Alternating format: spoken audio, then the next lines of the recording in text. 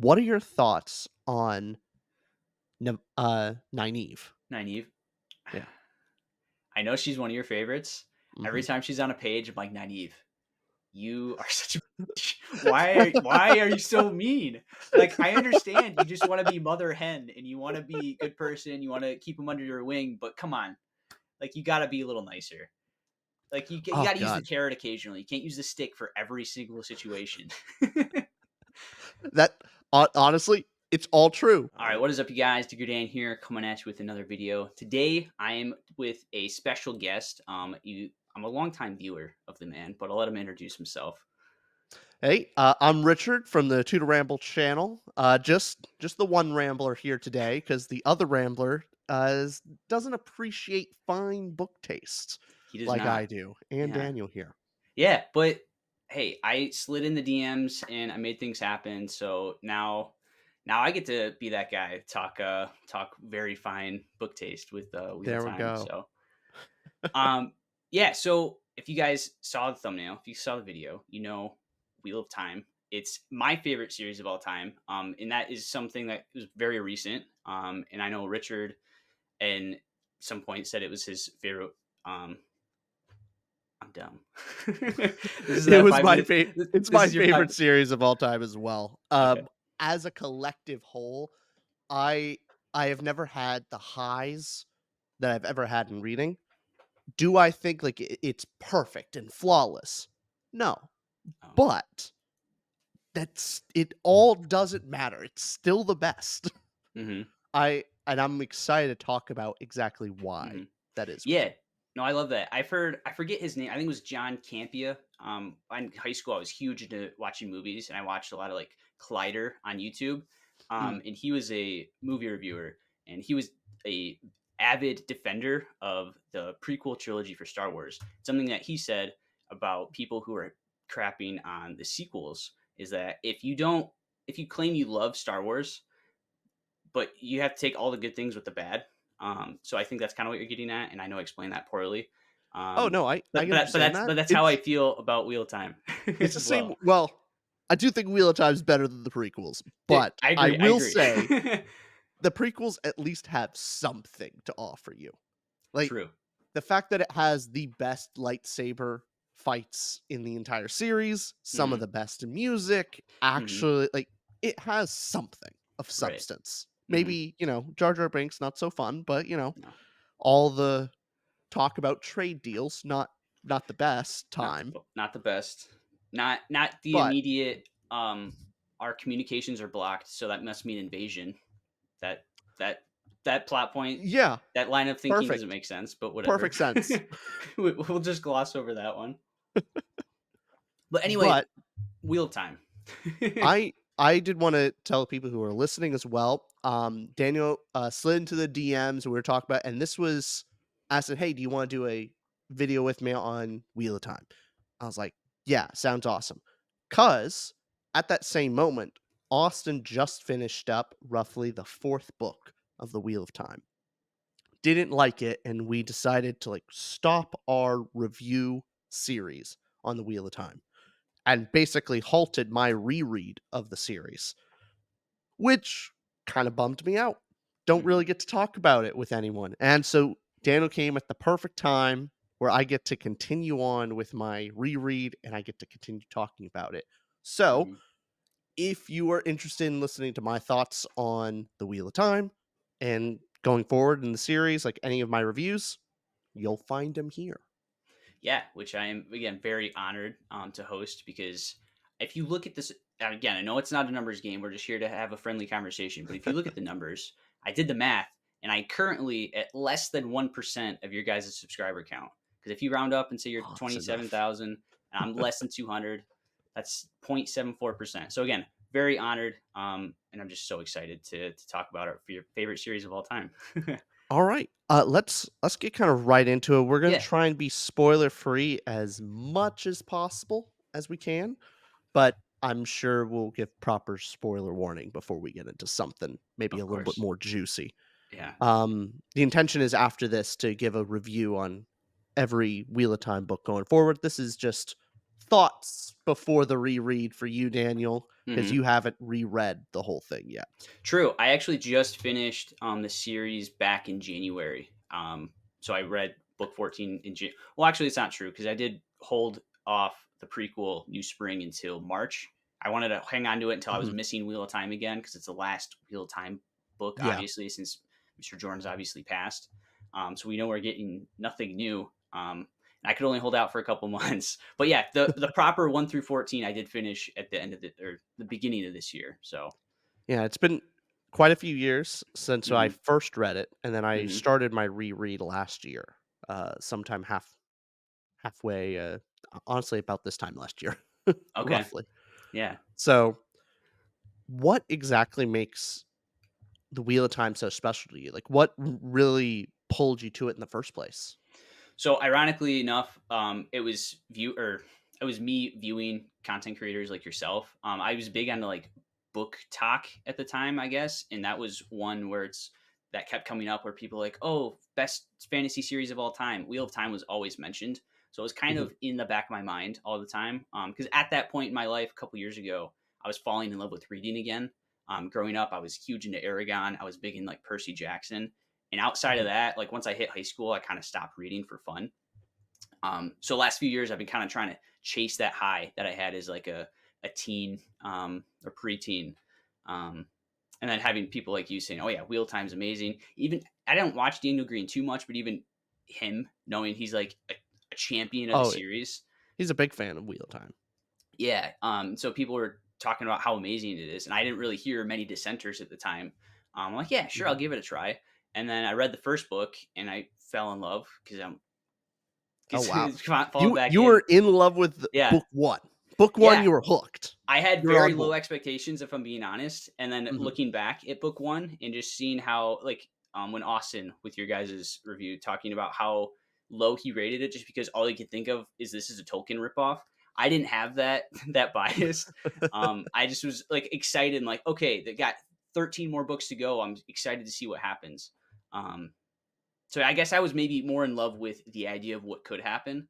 And me being like again trying to fall in love with fantasy reading again and not knowing much and kind of being in Rand's mind at that point.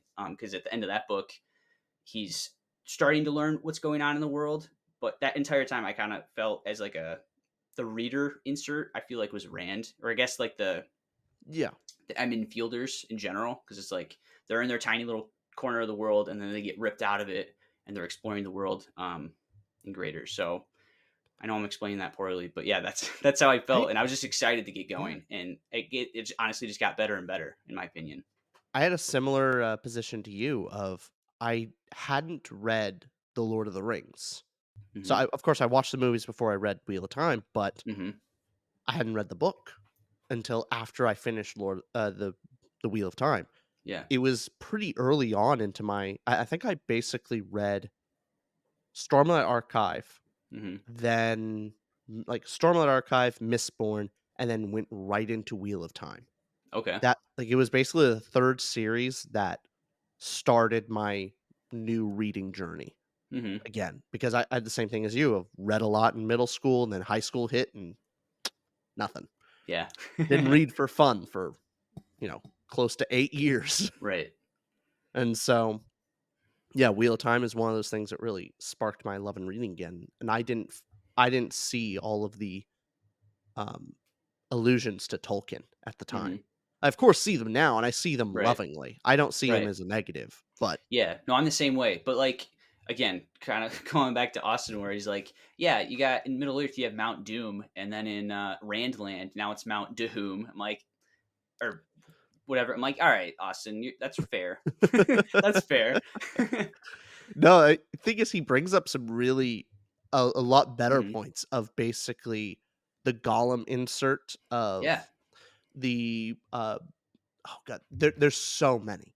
Pad and Like, Fane. yeah, Padan Fane is basically Gollum. Yeah, Like, which I didn't even think very about. different, Yeah, actually. which I didn't even I mean, think about different until I saw that characters. guy's or watch him say or watch your video and him saying that. And at that point, I think I was halfway through the series. I think I was on book like 7 or 8. I'm like, my God, he's right. How did I not see that the first time? I mean, thing is they are incredibly different characters, but Right. they fill the same role. Mhm. That's the main thing is, like, all the roles from The Lord of the Rings are kind of filled in The Wheel of Time, and Mhm. then I think they go beyond at least, Mhm. because I don't know if there's particularly a Matt role in The Lord of the Rings. You know what I Yeah. mean? Like, there You could it goes argue more. you could argue Merry or Pippin. Yeah, but You they could have maybe different argue. character. Like, That's it's a true. different character journey, different personality completely, like, That's true. it's Yeah, I guess the only characteristic that would be similar would ac kind of be like the wit or kind of like Pip the actually, early books, Pippin, of yeah. how much, Gandalf hates Pippin, Yeah. and how much Yeah. Moraine is pissed off at Matt. Yeah, that's fair. Yeah, that's fair. So that's funny. And so that's I to kind of derail a little bit. I Yeah. recently read Shannara a few months ago, the Sword of Oh, Shannara, great. and I knew it was like very. I knew that was a Tolkien derivative before jumped into it, but that one is very similar to Wheel, or at least Eye of the World, where it's got a lot of similarities. But yeah, the names are different. Yeah, the species are different, whatever. But it's like the heart of the story is kind of similar. But you're right, where it's like a lot of things are very different. So it heavily inspired, but it tells a great story without being a Mhm. Tolkien ripoff. So What I was should the say. point? What was the point that really made it seem like a different thing to you? Because I know for me that books books 1 Hmm. and 2, I liked. I liked Hmm. quite a bit, but it wasn't anything special at that Hmm. point. It was adventure, fantasy, okay, cool. Cool Yeah. beans. It was, for me, start of book 3 of Hmm. going, "Oh, this structure is a little different. I've not seen this Hmm. kind of perspective before." Hmm. And then 4 being just, I think, exploded into its own unique, Yeah. identity. Well, let me ask you What this. what Remind point did me, it make was book three the one where Rand was like they were basically cheat? spoilers, That's fair. But do you know what I spoiler mean? warning, little Yeah. brief second, not big, but Yeah. still. But yeah, when Rand is not really featured in the book. Okay. Okay. He's Because barely in it at okay. all. Because because I read a lot of them back to back to back, so that a lot of them blur together. Where it's like once I was hooked, I'm just like, all right, this is my series. I'm just gonna run with it and go. So Mhm, that's why I asked that because that was, I know that was early on in the series where him yeah, doing that happened. Um, but yeah, I don't know exactly what the turning point where it's like I'm like, yeah, this is amazing, this is different. I would say probably by the end of book two, I was sold. I think the climax again, not spoilers, but the climax for that one, when Matt kind of had his character moment, when it's like, come on, Matt, that wasn't supposed to be your moment, and then it was, and it but then later it pays off again in towards the end of the series, and then like, all right, Matt, this could be your moment. um yeah, like book I 2 think is a that surprisingly great step up. yeah, no, that It climax blew me away. Yeah, Especially like the climax to book 1 is a little bit muted. yeah. Like, it's hindsight, like, not bad. It's Hmm. certainly not a bad ending, but man, book two's got a little bit of everything for you. Yeah. It's I did like the ending of book 1 because it had me asking a lot of questions and I'm like, okay, I want to continue and have these questions answered, but it honestly left me unsatisfied and I was confused. I know sure. you've mentioned not in this video obviously, but in your conversation with Austin that um Jordan didn't really know if he was going to get a book deal past book 1, so he kind of had to leave some things in the air but had things half answered, so it's like if it was only one book it could be a complete story. So Mhm. I think that's why maybe things are little the way they are. But yeah, book the ending of book 1 ironically, even though I was kind of in love with it at the time, I was unsatisfied with it. But again, that's almost what made me more excited to go on to book 2, and then at the ending of book 2 I'm just like, all right, this is epic, let's keep going. Yeah, I went through the same thing. Do you think that our love for the Wheel of Time in some part is due to us, like, being, by the time when we were reading it, we Hmm. didn't have as many fantasy books under our belt at the time? I could see that, and I think yes, and I think in juxtaposition to that, us not having to wait between books, however many years it was, because I Mhm. know we'll probably get to this too, but we're like a lot of people complain about the slog. For me, Yeah. I didn't really feel the slog. but I Yeah, probably I would have if I would have wait for those X amount of years between books to kind of let the plot continue aggressively I like it was. completely agree with you. There was Yeah, only one plot point where I'm like, this could have probably been wrapped up in this one book. It didn't need to right. stretch over 2. Hmm. That's it. Right. Other than that, I had a great time through the whole Yeah. slog. Hmm. I mean, there were some great moments there throughout the Yeah. wheel thing. So, Because honestly, like one of the biggest things that I love about the Wheel of Time series as a whole is that the mhm, series or that the world kind of almost feels like a living, breathing character. Is that when events happen on one end of the world, that there's rippling effects, and even if you don't see those effects for a book or two, they're there.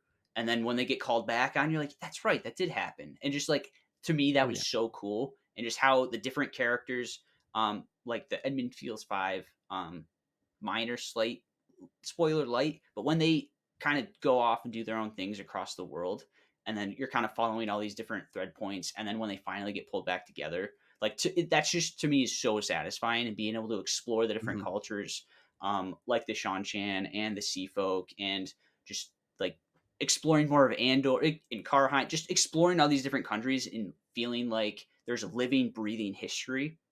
To me, just a fun thing. So that's again when people say there's well, a slog, I'm like, I love the history stuff. To me, if it's a little slower, I'm okay because I'm just more deep in the world and I feel like I'm almost there, you know? you're touching on the point that if you want the answer to why the Wheel of Hmm. Time is the greatest of all time, Yeah. it's exactly that. Uh-huh. The living history of not only is there a rich backstory history of all these different nations and cultures and how they've come to be, Hmm. but it's a living history of there are things going on in the background that have effect much later in the books. And because there's so many books, Right. there's stuff that starts in book 1 Hmm. and continues on and then delivers in Hmm. book 12. Right. And you can see just little moments of it, and you're just having to be able to pick up those pieces, but it Hmm. feels like a living, breathing world. Yeah. I've not experienced that in anything other than Lord of the Rings. I Yeah. That's Hmm. really it, and even then, I think Wheel of Time goes a bit beyond. I Like, agree. does the history of Middle Earth is the history of Middle Earth better? Yeah, I'll agree with that, Yeah. but in comparison of connection to the modern world and the story being told, Hmm. I think Wheel of Time does that better. Yeah. Well, and I think in the favor of Wheel of Time to that point too is that something that I feel like helps kind of having that living, breathing world is that constant callback to who the Dragon Reborn really is in history, and Mhm. how the as the wheel keeps on turning and people being reincarnated basically and like living a new life, and like having that constant history in the back of their heads and almost being on the forefront of the page, I think really helps as well. I'm excited to talk to you about some of the spoiler stuff in the later books of Yeah. getting into exactly what that means. Yeah. Yeah. Because I We'll know that. keep that Yeah. spoiled, but that's exactly right. The history of the wheel and all of what that would mean Hmm. of non-spoilers here, but the whole setting of the Wheel of Hmm. Time being history is cyclical, that Hmm. there are no new souls, really. Like no one Right. is like apparently the world has just a set number of souls Hmm. and they're constantly recycled, Yeah. meaning nope. That's a weird feeling to think Hmm. about. Well, And these especially too people are when. just hidden from their own Hmm. past. And Hmm. that's not like a secret. That's the knowledge that like, "Oh, Right. no, I myself, every single person has lived Hmm. multiple lives, and I could be meeting other people Hmm. that I used to know in my past life." That's freaky. Hmm. And just on that point too, and I don't. This might be slight spoiler stuff. I'm sorry if it is. But like when the how long it's been since the last Dragon Reborn, and then when we actually see who the Dragon Reborn is, I think it's like a whole age. I forget how many actual number of years that is, but it's like he hasn't been reborn for that long. It's like how many other souls are just kind of out in the ether and just haven't been reborn in that long either. So like Mhm. just different quasi questions like that, where like you just can't help but think when things pop up. And I know Dragon Reborn is kind of probably an absurd exception just because of who he is in history and just the impact he has on the wheel. But yeah, just I can't help but think of things like that as well. Yeah, and you go further on what the Dragon Reborn means to the story. And something that really just made me so excited throughout the whole series is that Dragon Reborn is your classic chosen one Mhm. trope that you've Mhm. seen in countless stories, countless I mean, movies, television, anime, manga, fantasy books, it's everywhere. Yeah. This is one of the fewer times where it is explored to its rational conclusion. Mhm. Of most chosen one tropes are done in a self-service, you know, self-insert character of Right. like, "Oh, I'm the center of the universe, and, Mhm. I'm the hero, I'm gonna save the day, and everyone Mhm. loves me, and I'm Right. the greatest at everything." Mhm. Wheel of Time doesn't do that. Wheel Right. of Time goes out of its way to like, "Alright, we have the prophecy of the chosen one. How would people actually treat Mhm. that person? Mhm. Would everything go their way? Would everyone worship them? What, would people be afraid of that individual? Would people try to Mhm. manipulate them and pull them for power and try and go like, "Oh, yeah, they're the chosen one, meaning they have a lot of power. I'm gonna manipulate them through different means." Mhm. And all of this stuff meaning if humanity was like anything of a fantasy or a lower tier fantasy novel, the whole series would be wrapped up in like 2, 3 books. Right. But because humans are dicks and human Right. beings are a Yeah. complex, messed up group of people, we get a Mhm. 14 long book epic. And it's the best ever. Yeah.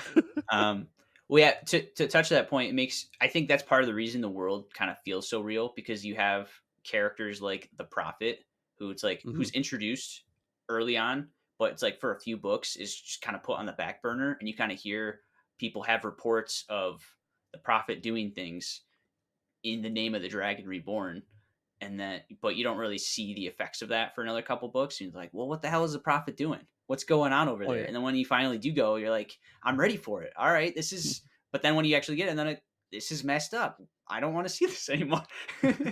So yeah, Well, again, it to that touches point, I on just think it makes it feel more living and breathing if the world does again. So. it definitely makes it more fun to Hmm. explore the series of Hmm. look, I love Sanderson, I love Stormlight, Hmm. and this is both an advantage and a, I think, con.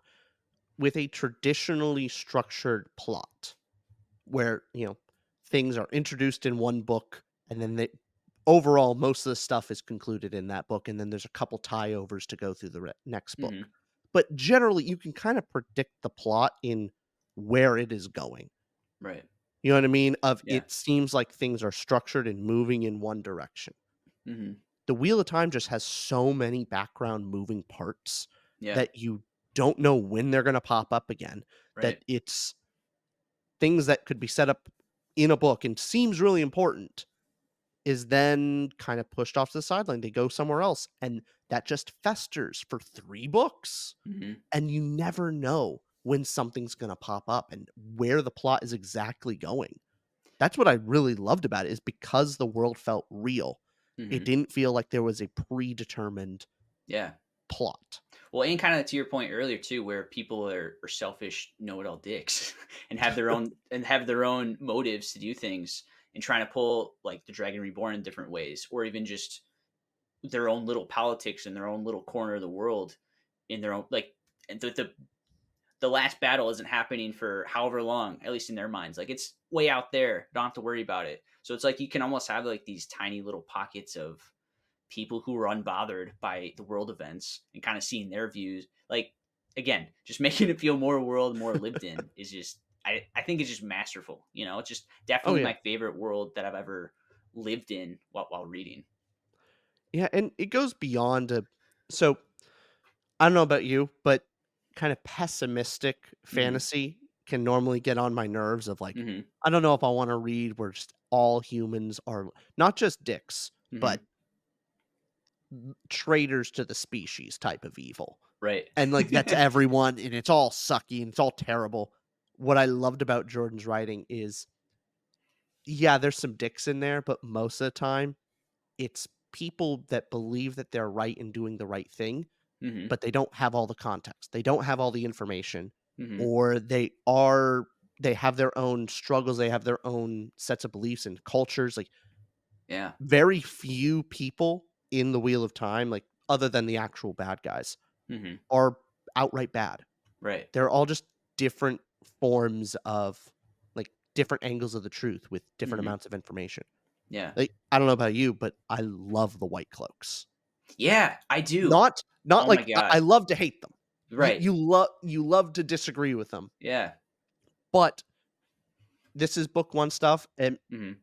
I don't think it's really much of a spoiler, is Mhm. the White Cloaks are a faction group. They are on the side of the light. They say that, Yeah. "Hey, we're going to fight for the light. We're gonna destroy the dark friends," and they go around basically making most people's lives miserable Yeah. because they don't know who is on the right side. Right. They're constantly have a stick up their own butt Mhm. that they can't see actually the real truth in front of them. Yeah, but something I do But love about the White Cloaks is sometimes that they have their creed and they have their order and they have the hierarchy and they think they're doing the right thing. But like you said, it's like they don't really have a great way of weeding out who are the dark friends. Or speaking of dark friends, every time I would read Dark Friends until like book 10 or 11, I kept in my head it was Dark Fiends, and that's just what it I mean, was. that makes sense. So It sounds better too. yeah, so Dark just Beans, you just ooh. gotta throw that out there exactly. Dark So Friend is a little lamer. yeah. But also another reason I like the White Cloaks too is just because in my mind it's like if you ever play Dungeons and Dragons, you ever play like a paladin. It's like Mhm. kind of in my mind they're like troubled paladins who are like want to do the right thing, thinking they're doing the right thing in the name of the light, but it's like they're fumbling and they're like everybody doesn't like them because they're too arrogant to really realize that. And even then, on some degree, it's hard to blame them too, Hmm. because you as the reader know the truth. Like, we get Right. to have the omniscient point of view of like, Right. well, of course that's the Dragon Reaper. Of course the Aes Sedai are not all evil manipulators. We Hmm. get all these things. We see the actual dark Hmm. friends.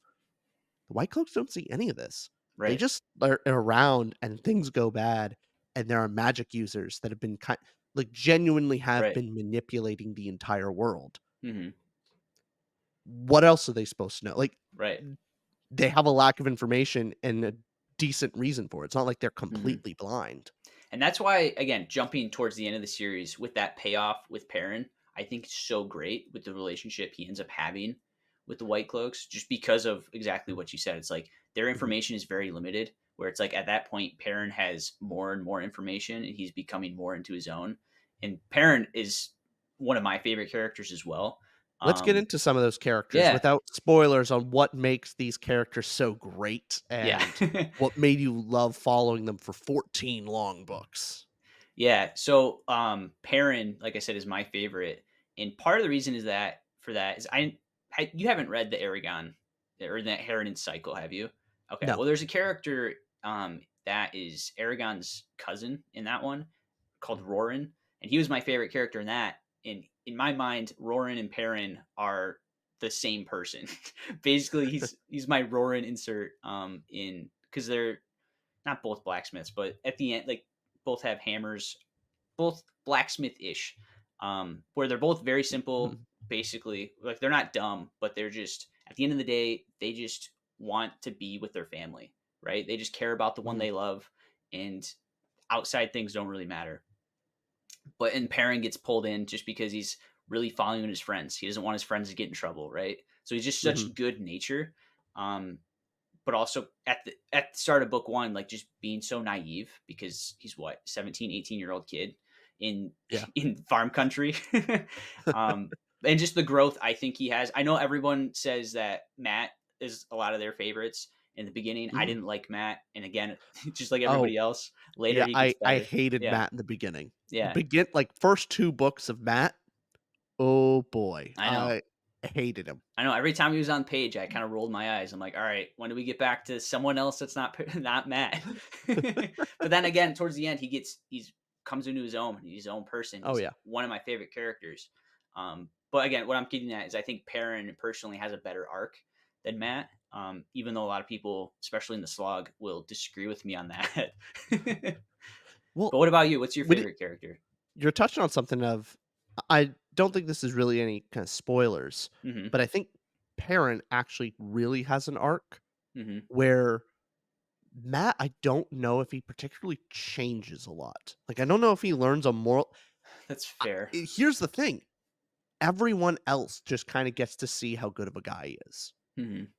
and he rises to power. But I genuinely think Matt is like pretty early on. You realize Mhm. like Matt has a difference of what he Mhm. says, what he versus what he actually does. That's true. And what he does is he's a really good friend. Mhm. He's your ride or die friend. He'll do everything in his power to Mhm. uh help his friends.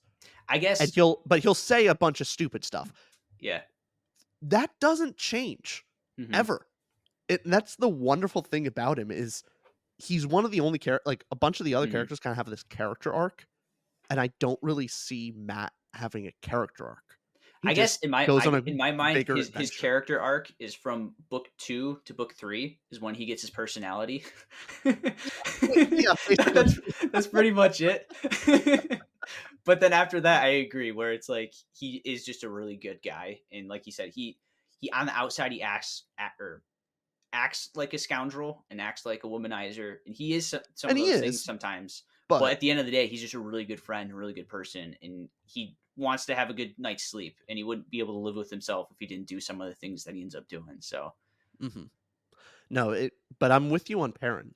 Mainly early on, Perrin was my favorite character, like, hmm above Rand and everything. Then hmm it kinda shifted, later on to the series where I started, really loving Rand as my favorite character. yeah, But it took some time with, as yeah, Austin likes to say, bland Rand. that which is actually really funny, and and as much as I disagree with him, I can't knock that he's got that's a good joke. It's a good joke. Yeah. 'Cause I do agree with you, like, Perrin in the big cup first few books, I guess more on, like, the mystical side, He he has the kinda most comes into mystery that going for sooner. him. Yeah. Yeah, and then it's like Rand kinda comes into that a little later Mhm. soon after, but, yeah, Perrin's the first one out of the gate between the 3 of them. Or I guess really even out of the 5, Edmund Fielders. Well, I do have a question on one particular character. I think this character is surprisingly controversial for some Mhm. people. Mhm. What are your thoughts on Nynaeve? Nynaeve. Yeah. I know she's one of your favorites.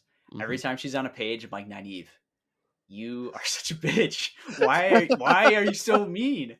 Like I understand you just want to be mother hen and you want to be a good person, you want to keep them under your wing, but come on. Like you got to be a little nicer. Like you Oh got to use the god. carrot occasionally. You can't use the stick for every single situation. That honestly, it's all true, but Yeah. I And love her for she it. never lets up. Even at the end when it's like they've all proven themselves to her multiple times. She always Mhm. has that chip on her shoulder where she's like, "I'm still your wisdom." It's like, "Dude, come on." She does learn to be humble at a certain point, but Yeah. then her strong-willedness, like, I Mhm. don't wanna give the spoiler to, like, the big kind of conclusion of her arc, like, one of Mhm. the bigger moments in the final end of the series, Right. but her personality, it was only that personality that it showed the positive side of her Yeah. stubbornness, Mhm. of how strong-willed she is and how she's not willing to back down to someone else's authority, Mhm. really showed its positive side in the end. And there's that happens several times of, yeah, she's annoying, Mhm. but there's other times where she genuinely does have the best, like, Mhm. has her friends and the Emmons Fielders' best interests at heart. Yeah. That so many other people, Mhm. even, like, someone like Egwene, Yeah. starts like, their loyalties start being tested, and they start having their own agendas, and everyone Mhm. is vying for some type of power and trying to get something out of everyone. Mhm. Nynaeve is one of the only people that actually just genuinely wants what's best for them. She may be That's true. wrong. She Yeah. may be wrong, and, like, she thinks she's Yeah. right, and they're, like, Yeah. going, like, "Stop it, Nynaeve, you don't know everything." Right. But she doesn't want that for Mhm. a selfish reason. She wants what's best for him, Yeah, and that's what I really love about her, I'm sure and on a reread she's I'll important. probably I'm sure on a reread I'll appreciate her way more because I think you're Mhm. right. Um, I think sometimes I was maybe a little too quick. Just like when she's on the page, she's like, okay. Every time her and Egwene fight, or every time her and Elaine would fight, Yeah. it's like, come on, Elaine is right. Like, just shut Oh, yeah. up. But that's the thing. Elaine is right, Yeah, but Elaine is way less interesting. That's the that's thing. true.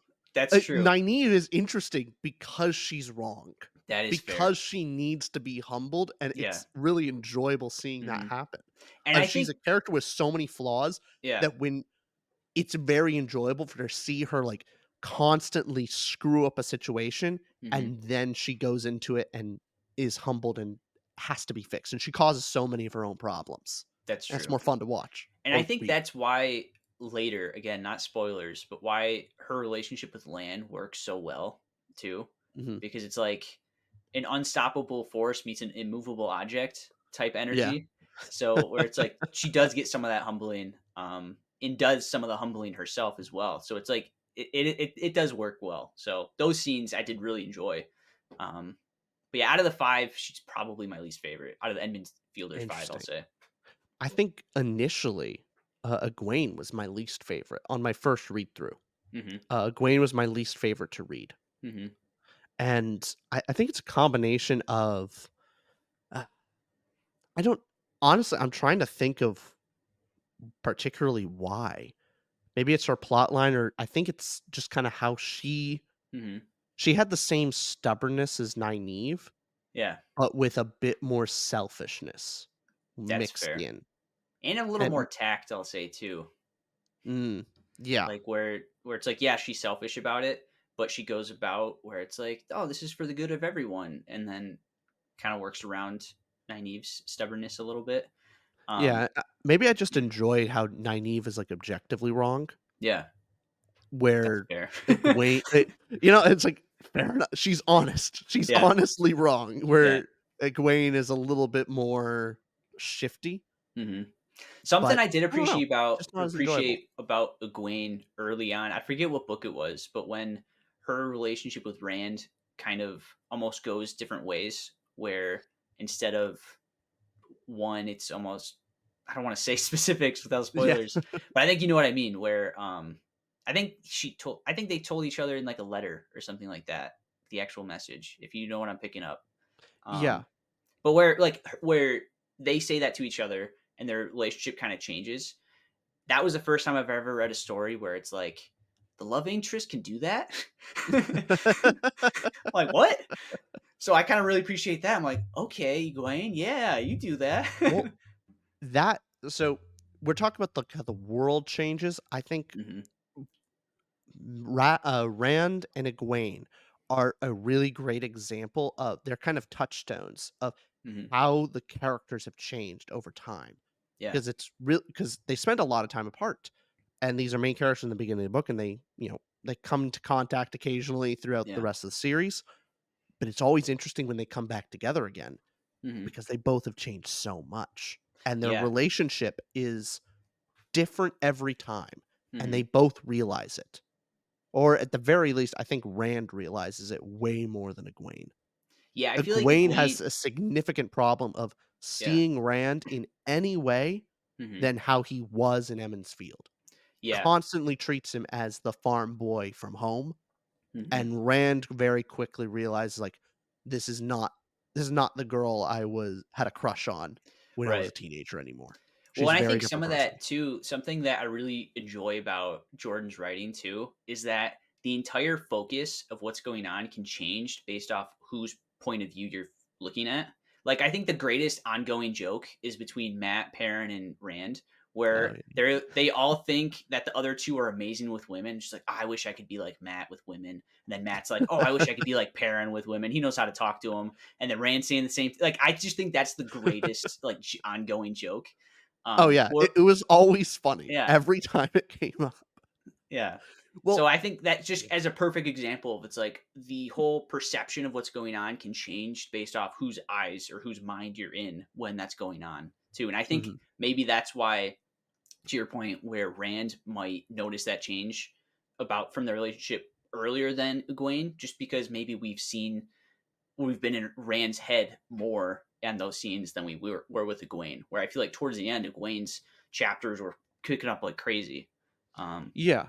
I think a lot of that comes down to, and this is we can get more into specifics mhm, in later videos when we're going through these sure. books, Yeah. but the main thing is the consequences are different. Rand has significant consequences laid on his shoulders if he doesn't pick up the Mhm. differences in these characters. He very quickly realizes his new position, or not very quickly, takes him a while. Yeah. But when he realizes the position he's in, he sees how people treat him differently, Mhm. and that he sees how people are pulling him in other directions. Mhm. And then he picks up, "Oh, even my friends have changed. Yeah. That And Egwene that's is no even longer Egwene. as She's" early as book 2. I said, "Yeah, You know, where it's like with the ending of book 1 where it's like how open-ended it was and like how many questions I had as a first time reader. I'm like, "What does this mean?" And then it opens book 2 where there's that little bit of time jump and then both Matt and Perrin don't understand like Moraine's relationship with Rand now and how she's not hiding him, but it's like how Rand is almost cold towards them. Like he just doesn't tell them anything because he doesn't want them to see him differently. But now he's wearing nice clothes, and the fact that he doesn't tell him things, like they're like, "Oh, you've changed, Rand." And he's like, "How do yeah, you know?" You know. So it's like I agree. I agree to what you're saying. yeah." No, it's an enjoyable thing to see. I think that that's probably my favorite part about the whole series is I think I was talking about this about book 2 before, Hmm. of I loved seeing how much Rand has changed little bit by little bit. It's the whole series is not a collect it's not like a big moment, Right. really. Like, there are big moments, but Right. it's not a character's the same, big moment, and now they are changed and they're new. Right. It's a bunch of little things over Hmm. time, and they may seem like the same character in their own head. So when you're in their POV, they seem the same. They Right. s There's not much of a difference in how they think, like, all this stuff stays the same. But then you switch POVs Hmm. and see that same character through another person's eyes, and you see how much they've changed. Hmm.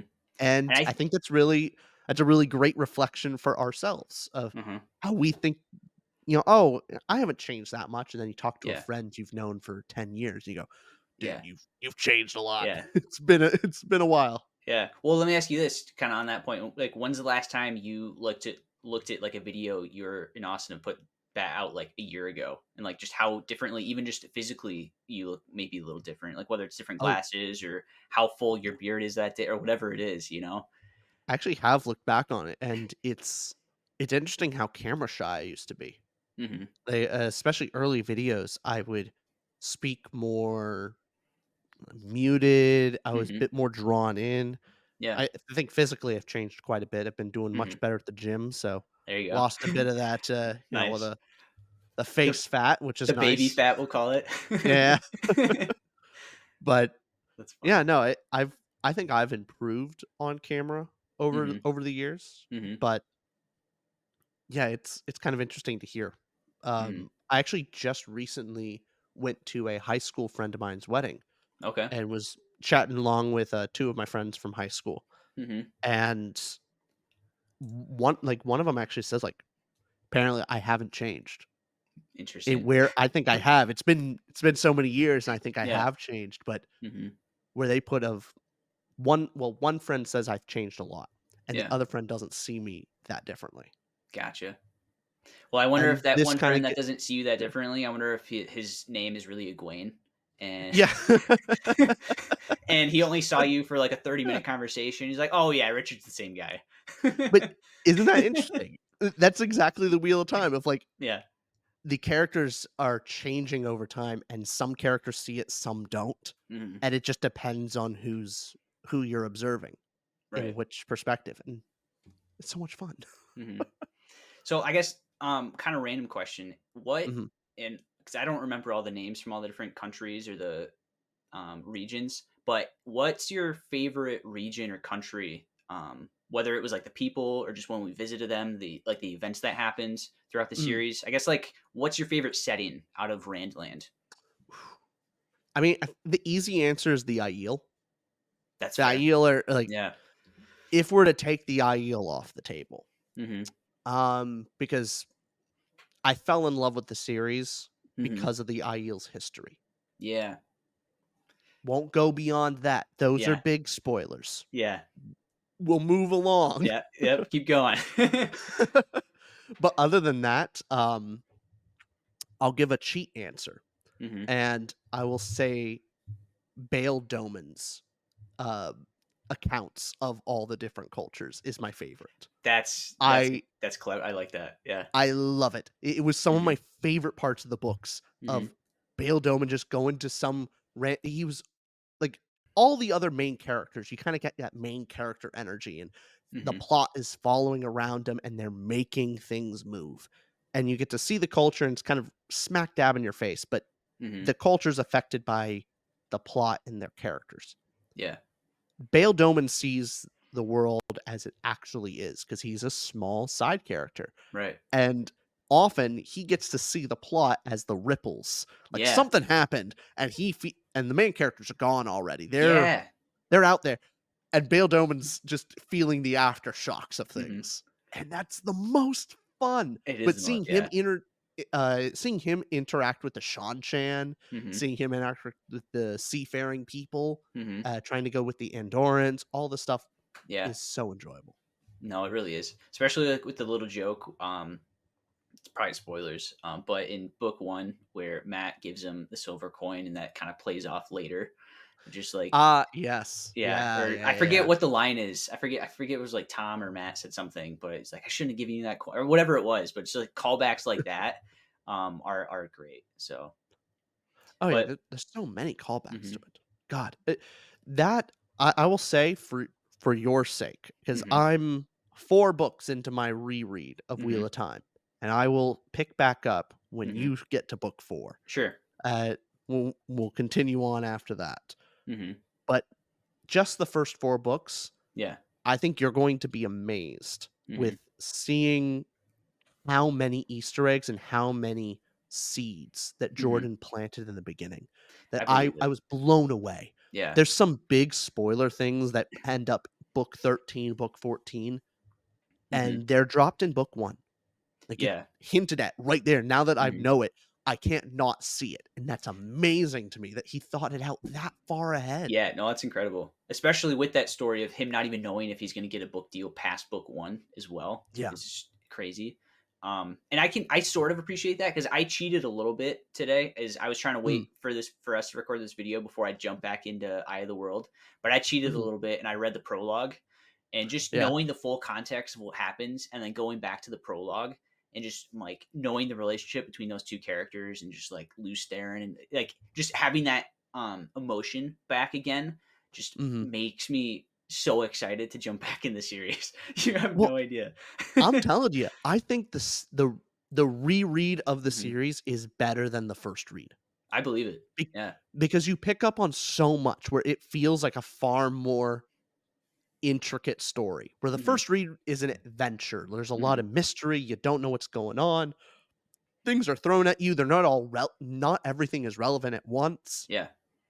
On the second read, you get to see how the things play out. Because in Mhm. the first read, you kinda something pops up, and then several books later, it pops back up again, you're like, "Oh my god, that Mhm. came back, I almost forgot about that." Yeah. Second read, you don't forget, Yeah. and you start picking and you see it the little changes, and then Mhm. when it pops up again, it's not surprising because you Mhm. see how it grew. I'm sure characters like Moraine I will appreciate way more on a reread Oh, because on the yeah. first read, How'd I'm you just feel like, about her on the first read? I liked her. And then when she got pulled away, like I was a little sad, but I feel like I wasn't as sad as I should have been. And then I feel Mhm, like when she finally came back, I feel like she was gone too long for everyone to have the reaction they did. And maybe that's not mm. fair. Um, but I know the effort it kind of took her to at least just in book 1 to get the Edmund Fielders from the where they start on page 1 to where they end on page whatever it is. Um, and just like the stubbornness of Nynaeve and Rand, it's just alone, just the two Oh, of them yeah. alone is all You that just have so is much too, sympathy for her. yeah. So I'm sure I'll appreciate her way more. Just alone because I know she's kind of the plot. I forget the technical word, but like kind of the plot device Driver? leader driver. Yeah. Um, Yeah, no, the first read, I looked at her going like I was with Rand, I'm going like, "I like her, but yeah. a little Right. suspicious." And Right. then second read, I'm going, these idiot kids, why Yeah, don't they just listen to yeah. Moraine? That's why, like, in my head, when I first reread, especially those first couple books, like, I just had Rand as, like, my self-insert as the reader in him because Yeah, it's like he's kinda the ignorant. I'm ignorant about the world, I don't know what's going on in here. But yeah, I'm sure I'm sure on a reread, I'll sympathize way more. yeah. Well, do you have anything further to say on before you get back into the reread? Anything exciting you're looking forward to? Anything like that?